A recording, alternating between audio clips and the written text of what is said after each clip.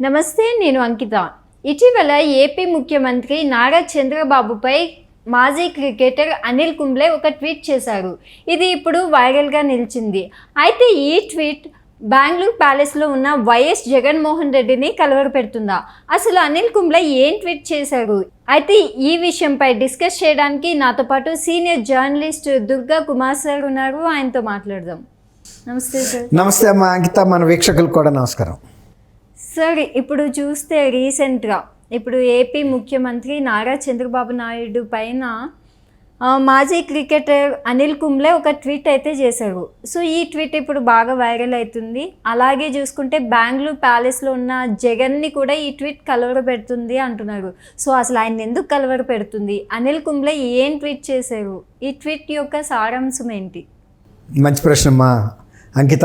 ఇప్పుడు ఏంటంటే మొగుడు కొట్టినందుకు కాదు తోడుకోవాలి నవ్వినట్టు ఇప్పుడు జగన్మోహన్ రెడ్డి గారు ఆయన ఓటమికి కన్నా కూడా ఆయన్ను కలవరపరుస్తున్న అంశం ఏంటంటే చంద్రబాబు నాయుడు గారు జాతీయ రాజకీయాల్లో కూడా దూసుకెళ్ళిపోవటం. ఆంధ్రప్రదేశ్లోనే కాదు, నంబర్ 2గా ఉన్నాడు జాతీయ స్థాయిలో. మోడీ గారి తర్వాత చంద్రబాబు నాయుడు గారు.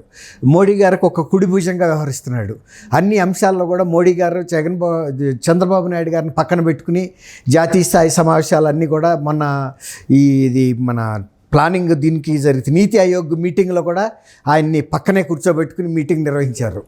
తర్వాత ఇప్పుడు అది కూడా వైరల్ అవుతుంది. జాతీయ స్థాయిలో చంద్రబాబు నాయుడు గారు ఇవాళ నంబర్ 2 ప్లేస్లో ఉన్నారు ఈ కూటమి ప్రభుత్వంలో అని. ఎన్డీఏ కూటమిలో మోడీ గారి తర్వాత చంద్రబాబు నాయుడు గారు కీలక వ్యక్తి అని.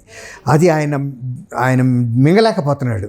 అంటే తను 175కి 175 స్థానాలు గెలుస్తానని, జగన్మోహన్ రెడ్డి గారు చంద్రబాబు నాయుడు గారిని కుప్పంలో ఓడిస్తానని, 175కి 175 స్థానాలు గెలుస్తానని, ఈయనే కాకుండా తెలుగుదేశంలో ముఖ్యమైన లీడర్స్ లోకేష్ గారిని, బాలకృష్ణ గారిని, అచ్చెన్నాయుడు గారిని, ఇలాంటి వ్యక్తులందరినీ కూడా వాళ్ళ సొంత నియోజకవర్గాల్లోనే ఓడిస్తానని చెప్పి డాంబికాలు పలికాడు. అది తిరగబడిపోయి ఆయన గెలుపు కూడా ఆయన గెలిపే కష్టమైపోయింది తన సొంత నియోజకవర్గంలో. ఆయన జిల్లాలో కూడా ఆయన పార్టీ కన్నా కూడా తెలుగుదేశంకి 1.5% ఓట్లు ఎక్కువ వచ్చినాయి. ఆయన జిల్లాలో స్వీప్ చేస్తుంది వైఎస్ఆర్సీపీ అనుకున్నారు, రాయలసీమ అంతా అనుకున్నారు. కానీ ఆయన అనుకున్న పరిస్థితి అక్కడ కూడా తిరగబడిపోయింది. దాంతో చాలా కుమిలిపోతున్నాడు. అసలు ఆంధ్రప్రదేశ్ శాసనసభలో కూడా ఆయన ప్రవేశించడానికి ధైర్యం సాల్టం లేదు. విజయవాడలో ఉండటానికి కూడా భయపడుతున్నాడు. ఆయన ఏమాత్రం అవకాశం ఉన్నా కూడా బెంగళూరు ప్యాలెస్కి వెళ్ళిపోతున్నాడు. అది అట్లాంటి పరిస్థితిలో అనిల్ కుంబ్లే చాలా మంచి ప్రముఖమైన క్రికెటరు. ఆయన చంద్రబాబు నాయుడు గారి మార్గదర్శకత్వాన్ని, తర్వాత ఆయన దార్శనికతని, ఆయన ముందు చూపుని, ఆయన పరిపాలనా దక్షతని, ఆయన గ్రామాల్లో ఉండే టాలెంట్ని, అంటే క్రీడాకారుల్లో ఉన్న ప్రతిభని పట్టుకోవటానికి ఆయన గాంధీవా ప్రాజెక్ట్ అని గతంలో ఆయన కండక్ట్ చేసి దానిలో వచ్చిన కొంతమంది మెరికల్ లాంటి స్టూడెంట్స్, క్రీడాకారులు ఇవాళ ఒలింపిక్స్లోకి వెళ్ళారు. అది ఆయన అభినందించింది. ఎవరు? అనిల్ కుంబ్లే. ఆయన అభినందించిన కారణం అది. అనిల్ కుంబ్లే గారు అక్కడ టెనిక్ అనే ఒక ఇది పెట్టాడు, ఒక శిక్షణా సంస్థ క్రీడాకారులకి. వాళ్ళలో ఉండే ప్రతిభని బాగా ప్రోత్సహించి వాళ్ళని జాతీయ స్థాయిలో అంతర్జాతీయలో చేయటానికి ఆయన మరో క్రికెటర్తో కలిపి బెంగళూరులో పెట్టారు ఆ సంస్థని. వీళ్ళు గాంధీవా ప్రాజెక్టులో కొంతమంది మెరికల్ లాంటి వాళ్ళు వస్తే అందులో ఒక ఆమె జ్యోతి ఎర్రాజీ. ఆ అమ్మాయి ఒక గ్రామీణ ప్రాంతం నుంచి వచ్చిన బాలిక. ఇవాళ ఆమె టాలెంట్ని పట్టుకుని బయటికి తీసుకొచ్చేటప్పటికి తర్వాత వీళ్ళు టేకప్ చేశారు ఈ అనిల్ కుంబ్లే వాళ్ళు అక్కడ బెంగళూరులో ట్రైనింగ్ ఇచ్చిన తర్వాత ఆ అమ్మాయి ప్రతిభ పాట వాళ్ళు ఎంత విజృంభించిందంటే ఆమె ఇవాళ ప్యారిస్లో జరుగుతున్న ఒలింపిక్స్లో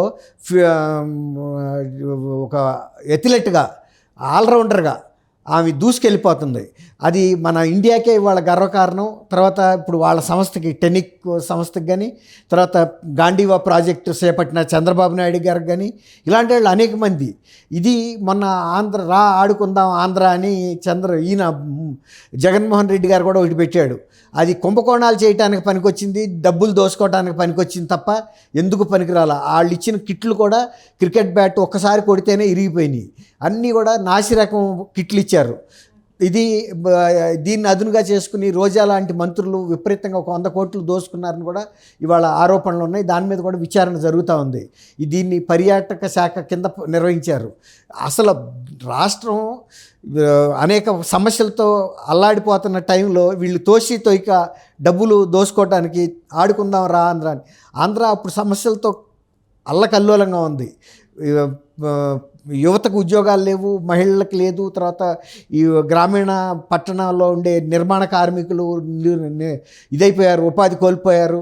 తర్వాత వాళ్ళకి ఏదన్నా ఈ అన్నా క్యాంటీన్లు కూడా లేవు, 5 రూపాయలకి భోజనాలు పెట్టే క్యాంటీన్లు. ఇవన్నీ కూడా దెబ్బతినిపోయి పారిశ్రామికంగా అభివృద్ధి లేదు, ఎవరు కూడా పరిశ్రమలు రాలేదు.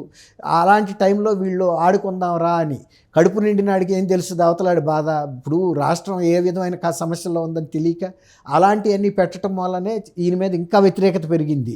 ఈయనకి ప్రజల్ని దోసుకోవటం, తర్వాత ఇలాంటి పనులు చేయడానికి పనికొస్తాడు కానీ ప్రజలకు మేలు చేసే పని రాయడని ఆయన 11 సీట్లకు పరిమితం చేశారు. ఇప్పుడు ఈ టైంలో చంద్రబాబు నాయుడు గారి ప్రతిభా పాఠవాల గురించి, పరిపాలన అనుభవం గురించి, ఆయనకుండే దార్శనికత ఇవన్నీ కూడా మెచ్చుకుంటా పెట్టినప్పుడు జగన్మోహన్ రెడ్డి గారికి కడుపు మంట కాకపోతే కడుపు చల్లదనం వస్తుందా? దాని తోడు ఇప్పుడు అన్నా క్యాంటీన్లు కూడా వాళ్ళు ప్రారంభోత్సవానికి 100 క్యాంటీన్లు రేపు ఆగస్టు 15కి అంటే ఇంకొక 20 రోజుల లోపల ఓపెన్ అవడానికి సిద్ధంగా ఉన్నాయి.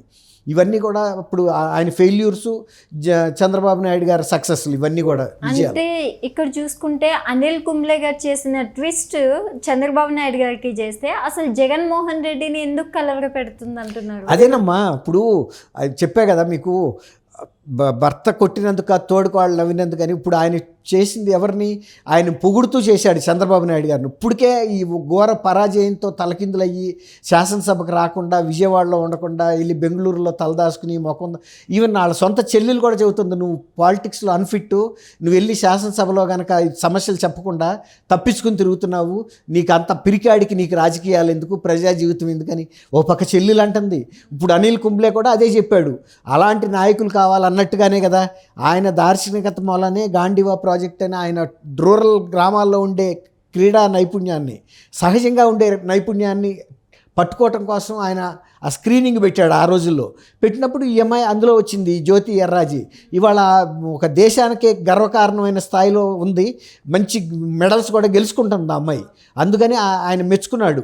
చంద్రబాబు నాయుడు గారే కనుక ఆ రోజు ఆ గాంధీవా ప్రాజెక్ట్ ద్వారా ఈ అమ్మాయిని గుర్తించకపోతే మేము మా ప్రాజెక్టులో కూడా ఈ అమ్మాయికి శిక్షణ ఇచ్చేవాళ్ళం కాదు, మా సంస్థలోను. ఇప్పుడు ఈ సంస్థలో కూడా శిక్షణ ఇవ్వటం, ఆయన పట్టుకోవటం, ఇవాళ అంతర్జాతీయ స్థాయిలో ఈ అమ్మాయి పేరు వెళ్ళిపోతుంది. ఇంకా కూడా ఉన్నత శిఖరాలకి వెళ్ళాలి. చంద్రబాబు నాయుడు గారు లాంటి ఆదర్శవంతమైన నాయకుడు, ప్రజలకి మేలు చేసే నాయకుడు, దార్శనికత ఉన్న వ్యక్తి, పాలనా దక్షత ఉన్న వ్యక్తి, చాలా ఇలాంటి వాళ్ళు కావాలని మెచ్చుకుంటున్నాడు. అది మరి సహజంగానే జగన్మోహన్ రెడ్డి గారు ఓటమితోనే అవమానం పాలైపోయాడు. అసెంబ్లీకి కూడా వెళ్లకుండా ఇంట్లో కూర్చుని మాట్లాడుతున్నాడు. అందువల్ల ఆయనకి కొంత బాధాకరంగా ఉంది.